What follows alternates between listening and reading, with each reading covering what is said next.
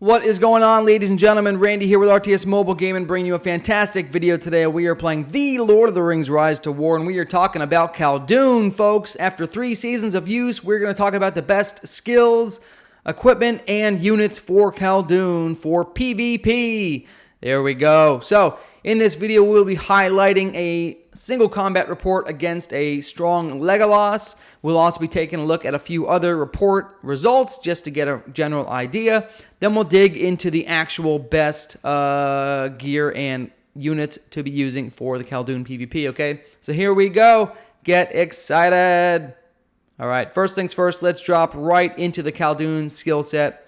This is what you all want to see, okay? These are the optimal skills for Khaldoon at level 50, respect level 5, PvP, domination, murderfest setup, okay? There is no deviation from this design.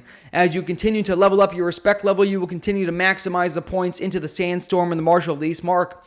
But for now, you're going to have 29 out of 29 points into the Easterling Tree. This is going to reduce your physical damage and it's going to reduce your physical damage received by 15%. It's going to reduce overall damage received by 14% for your evil men, for a total of about 29% damage reduction for your evil men. Then we'll drop into the Marshal of the East Mark tree, where the Marshal of the East Mark will reduce your average damage received by an additional 15% from all sources, okay? And then we have the Double Strike and the ability to stun and debuff the enemy with additional damage taken, okay? So this is the skill set you're going to want to run. At a higher respect level, you can drop down into the experienced warrior tree in the top R0 section and stack some points into his damage stack there, okay? As far as how this build really plays out in the field, let's take a real quick look at that. Here is the first example, a Khaldoon, a stacked Khaldoon against a stacked Gorbag. This is a pretty decently geared Gorbag against a decently geared Khaldoon, and you can see that clearly Khaldoon was able to reduce the physical damage received by his army absolutely enormously, okay? Again, Khaldoon's going to reduce the average damage taken of his army by about 35%, but it can range all the way up to 74% if the stars align and he gets all of his procs, okay? So very, very strong potential damage reduction from Khaldoon, all right? Very, very strong. Here is the next report we have for you, a Dane. This is a decently geared Dane against a decently geared Khaldoon. Very, very significant reduction to the physical damage received. This is the draw. This is the Dane with armor penetration, right? Because he has the Ram Riders. This is the Dane with the armor penetration, the defense reduction debuffs against a Khaldoon, only dealing 108,000 damage over 10 rounds. That's crazy. And here's the third report. This is the actual combat report we're going to review today in quick detail, and then we'll talk about the units and the gear for Khaldoon, okay? Again, another strong Khaldoon against a strong Legolas. Fairly even matchup here. The problem is, as you can see, Legolas deals no damage because Khaldoon is able to stack up his physical damage reduction all the way up to 74% with his 2 procs trigger. Insane. Insane. So let's put this away. We're going to go ahead and jump back to the actual report itself. Let's take a quick look here. All right. This is the report that we are highlighting for this particular video. Shout out to the Prophet Davi for donating his Legolas to this video unwillingly or unknowingly. And shout out to Draco Mordor for, again, donating his Khaldoon unknowingly and unwillingly to this video. You guys are both the best, okay? You can clearly see here, very evenly geared Khaldoon versus Legolas. They have very similar gear levels, very similar respect levels. I would say Legolas is somewhere around respect 7 or 8, and Khaldoon is probably somewhere around respect 12. So really not a huge deviation there, considering one is tier 1 and the other is tier 2, all right? Gear-wise, let's talk about that after the report. Let's jump into the report and see why Khaldoon is so massively effective at reducing the damage received by his army, okay? So here we go. All right, here it is. First damage to come out, ladies and gentlemen, we have Legolas hitting the champions, and the champions do trigger Iron Guard from Khaldoon's Respect 0 Easterling Tree. The Iron Guard reduces all the physical damage they receive by 30%. Almost no damage from the auto attack there, okay? Let's scroll down. Let's scroll down here. Okay, here we go. Another auto attack on the Corsairs, reduced by 30% here. Okay. Elven Prince, reduced by 30%. So his evil men are already getting 14% damage reduction from their static ability. Now they're up at 44% damage reduction because this triggered. 44% damage reduction is absolutely fantastic, okay? Let's go find another stack here, okay, of reduced damage received. Here's the Cataphracts hitting for only 1,800. Okay, all right. I'm just looking for some good examples here. Oh, here we go. Guard of the Tower attacking the champions. The Guard of the Tower get a damage bonus against the champions because the champions are cavalry, if you recall. Here is a double. This is a 60% proc. Okay, so now we're up to 74%. This is the maximum reduced damage that you can apply as Khaldoon. They're up to 74% reduced physical damage received. Therefore, the champions only take 805 damage from almost 2,300 Guard of the Tower, guys. That's substantial. That is extremely substantial, okay? And let's drop down and see what happens in some of the later rounds here. Let's drop down like round 3. Here's Greenleaf coming in. This is Legolas's big nuker. It is not mitigated by the Corsairs in any way here, okay? So it's hitting for the full damage with a 14% reduction. It didn't get either proc. That's okay. Here's the Elven Prince getting reduced by 30%. Very, very nice. Very, very nice. All right. I'm just looking for another double stack is what I'm looking for. But here's the other thing that Khaldoon does, right? Khaldoon is going to reduce the enemy's base damage, defense, and speed through the Easterling tree by 20%.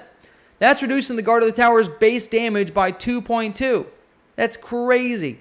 That is such an enormous amount of damage reduction, combined with his ability to reduce the damage received by 74%. He's going to reduce the base damage that you even deal by another 20%. So those stack. That's a way to get around the damage minimums, right? You can only reduce the damage received by a maximum of 90%.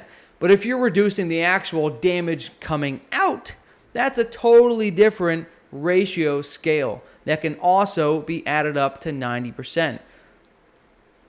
Very, very substantial. All right, let's drop down here. Let's go into the... What's this? Let's drop down into round 6. I want to see what happens in round 6 when the next Greenleaf trigger happens, right? The first Greenleaf trigger was 11,000 damage on the Corsair's face with no triggers. Let's see what happens with a few triggers and a few less command. Because as Legolas's command drops, his damage will also drop.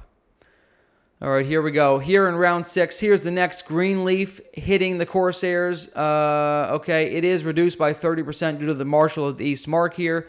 So instead of dealing 11,000 damage, he's only dealing 5,500 damage. Very nice to see that. Oh, look at this. This is crazy. A double trigger on the Heartseeker. Heartseekers hitting the Halberdiers. The Halberdiers have a 30% damage reduction from the East mark. Then they have an additional 30% damage reduction from the Iron Guards. Now we're up to 74% damage reduction to the Heartseeker. Heartseeker does a lot of damage. It has 7 out of 7 points in it, okay? Where is it? Heartseeker. 250% damage output from Legolas. You could easily see this doing in the 6,000 to 8,000 damage range, but they're in round 6 with reduced command and a 74% reduced physical damage received. You saw only 800, okay? I mean, that's the report, right? That's the report. So now let's take a second and talk about Khaldoon's optimal troops, okay? I can appreciate the troops that Draco's running there. I'm going to talk about the troops that I would rather run personally if you're not Variogs, because, of course, Variogs are very unique. I haven't leveled up Khaldoon on this account this season. There's just so many commanders. I'm leveling as many as I can, okay? But if you're not running Khaldoon, I would personally be running a mixture of Halberdiers, I'd be running Dragoons, and I would be running Corsairs because you want to get that Evil Men build stack up. Oh, this is not loading. All right. All right, this is the fail. Okay. So anyways, the 3 troops you're going to want to use, you're going to want to use probably somewhere between 750 to 1,000 Dragoons. The reason why you don't want to use too many Dragoons is because they deal significantly lower damage. Yeah, I know. They deal significantly lower damage. Okay, we're getting the loading bar. The Dragoons deal at 32 to 38 damage range. They deal significantly lower damage than the Halberdiers. However, they will take reduced damage received from ranged units by 30% and an additional 10% from all sources. So if you are fighting against anybody that could potentially be using ranged, the Dragoons massively complement... I got a package. The Dragoons massively complement Khaldoon's damage reduction abilities, okay? Halberdiers have a much higher damage range, all right? Their damage range is going to be... their base damage range is pretty close. It's about 10% higher than the Dragoon's damage range, but they get this damage bonus from counterattack, and they get another damage bonus against mounted units for 30%, okay? The Dragoons and the Halberdiers are very complementary. You're gonna basically be able to counter range marches, and you're going to be able to counter cavalry marches with those 2 units. And then I like to mix in Corsairs. Again, they are going to be an evil man unit that benefit from Khaldoon. And the fact that they deal burn damage is a nice combination. They're going to really pair well with Khaldoon's physical damage from the Halberdiers and the Dragoons. Add in a little bit of elemental burn damage to cut through enemy targets with high physical damage reduction, like an enemy Khaldoon. All right? So, I would be running probably somewhere around 3,000 Halberdiers, 2,500 to 3,000 Corsairs, and then 700 to 1,000 Dragoons. All right? And we're just getting the loading bar today. What is happening? For optimal gear, folks, optimal gear on the Khaldoon, I would be running the following, okay? I would be running something to increase your evil men damage output, and that could be something as basic as the Cutlass. The Cutlass is going to be might, speed. It's going to be plus attack and melee damage. This is going to be one of your best in slots. All right? For the chest piece, it really depends on who you're facing. I would either run the superior Herbjörk with defense and fire damage reduction if you're on a regular mixed server. If you're on an RP server, you can probably have a wide variety of armor that you want to use. Having plus defense to melee is very valuable. So Scale Mail will get you there. The Herbjörk will get you there. Herbjörk with Shroud for the avoidance ability will be stronger on RP than the fire protection, I would imagine. Okay. Helmet-wise, this one's really up in the air. Personally, I like to go with anti-CC, so I would be going with the Horseman's Helm, which is going to give you some more defense for your cavalry, your Dragoons, and it'll give you anti-madness, or the other Horseman's Helm, which will give you anti-stun, okay? In addition to that, if you just want to run additional damage mitigation, you can run a Brutal Helmet, where you run some sort of crowd control on it, right? Let me pull up the Brutal Helmet. The Brutal Helmet's actually really, really strong and highly unutilized. Not many people use the Brutal Helmet, and I don't understand why, because it's really, really nice. This loading bar is really killing me. I apologize, guys. I don't know what's happening. But at max refinement, you can see it's going to have a 50% chance to stun an enemy, or it's going to reduce the damage you receive by 6%, or if you decide to run Urukai for some reason, it'll reduce your Urukai damage received as well. But having this 6% additional damage received is only going to complement Khaldoon's abilities. That 6% combined with the plus 3 HP at the max level is going to be very, very strong. So those would be my 3 helmet recommendations. And then as far as the accessory itself, let's go up and pull up Khaldoon again. The accessories here are... probably the best in slots going to end up being your Drums of Moria, because it's going to give speed and attack damage to your units. However, you can run the Pursuit Wizard's Fireworks, or you can run the Smoking Pipe with Sustain for some healing. Or lastly, which is what I would probably run, either this or the Drums of Moria, you can run the Bone Talisman, which is going to give you 9% bonus damage dealt by your evil men. So a similar amount of damage increase compared to the Drums of Moria. The Drums of Moria will be slightly better because they do give speed to your army, okay?